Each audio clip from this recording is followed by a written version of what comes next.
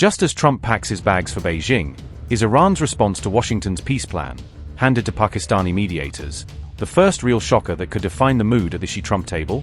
With Iran's formal response landing only days before Trump flies to China, is Washington now on edge, knowing that whatever Tehran said to Islamabad will shadow every conversation in Beijing? As the IRGC keeps probing Gulf airspace with drones, is Tehran timing a potential Hormuz shocker to distract, or to complicate, Trump's agenda before he even lands in China?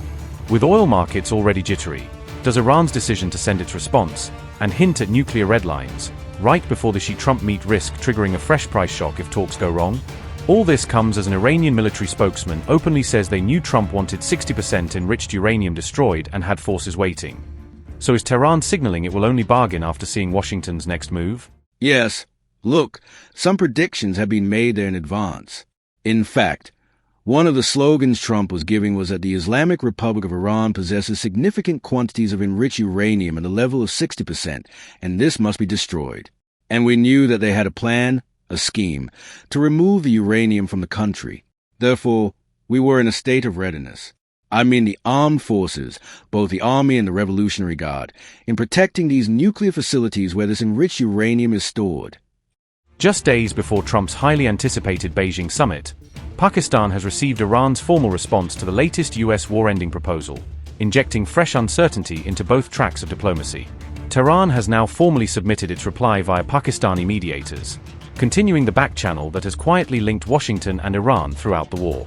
Iranian state media say the document went out only after a full review and final assessment, suggesting internal factions have at least agreed on a common line for this round. Reports indicate the message focuses on ending the wider war and spelling out Iran's conditions for long-term security in Gulf and Hormuz waters, not just a short ceasefire extension. Pakistani officials have confirmed receipt of the response, underscoring Islamabad's role as an accepted go-between for both Tehran and Washington. The timing lands while Hormuz shipping tensions keep rattling global energy markets, with each new incident raising the stakes around how quickly a deal can be nailed down. US officials had earlier suggested the standoff could be resolved over the phone, but Iran's written response via Pakistan shows Tehran prefers formal, mediated steps at this stage. Several outlets now report that talks are likely to continue remotely, without an immediate in-person round, even as Trump heads to Beijing with Hormuz still blocked. Iran's president quickly posted a statement on X minutes after the response went out, signaling domestic defiance and framing the reply as a defense of Iran's rights rather than a concession.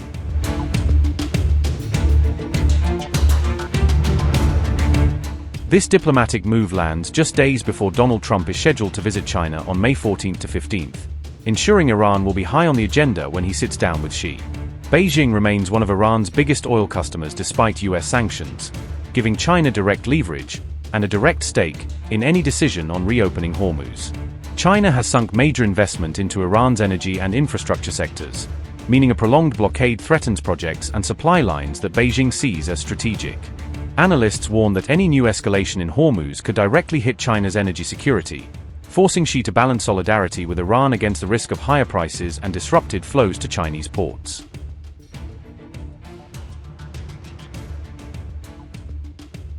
The US has significantly accelerated diplomatic engagement with China in the wake of Iranian Foreign Minister Abbas Araghchi's visit to Beijing, trying to recalibrate its position in the volatile regional landscape. The push came immediately after Araghchi met with top Chinese diplomat Wang Yi, as both sides reviewed their coordination on Middle East security and economic ties. Just one day after that meeting, a bipartisan delegation of US senators arrived in Beijing, underscoring Washington's desire to keep channels with China open on multiple fronts.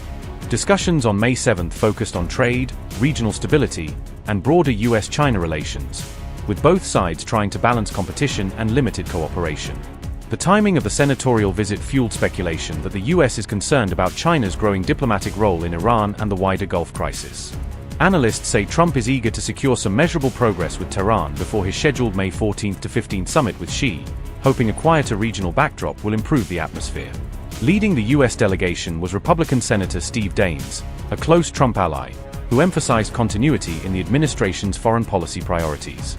Daines stressed the need for stability and mutual respect between the world's two largest economies, arguing that predictability benefits global markets and security. The senator also expressed hope that the upcoming Trump-Xi summit could revive major commercial ties that have been constrained by tariffs and geopolitical friction. Daines hinted at potential new Boeing aircraft purchases by China, noting that the country has not placed a major order from the US firm in nearly 9 years. He also acknowledged China's role in Middle East diplomacy, specifically referencing the ongoing Hormuz crisis and Beijing's contacts with Tehran and other regional actors. Reports indicate that the US has been pressing China to use its influence with Iran to help de-escalate tensions and facilitate a more stable maritime environment.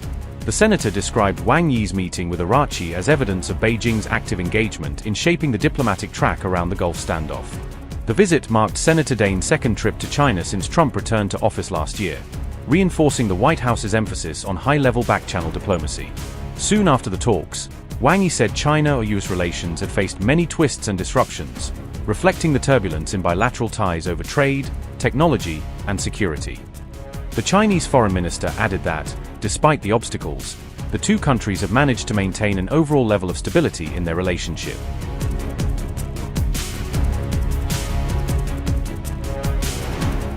On May 6, Iran's foreign minister spoke of what he described as a new era of cooperation with Beijing, signaling that Tehran now wants to deepen its post-war strategic alignment with China. Abbas Araghchi made the declaration after holding talks with his Chinese counterpart Wang Yi in Beijing, giving the message added diplomatic weight at a time of major regional and global realignment. Araghchi also said that Iran after the war is different from Iran before the war, a remark that suggests Tehran sees the conflict as a turning point that has reshaped both its posture and its partnerships. Our Chinese friends also believe that Iran after the war is different from Iran before the war. Its international status has been elevated, and it has proven its capability and authority.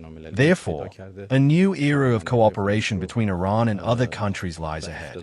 We reviewed the current issues.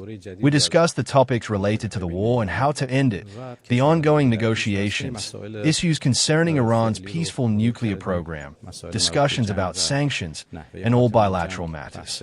The issue of the Strait of Hormuz was one of our serious topics of discussion, and we also addressed the necessity of respecting the rights of the Islamic Republic of Iran, along with all existing viewpoints.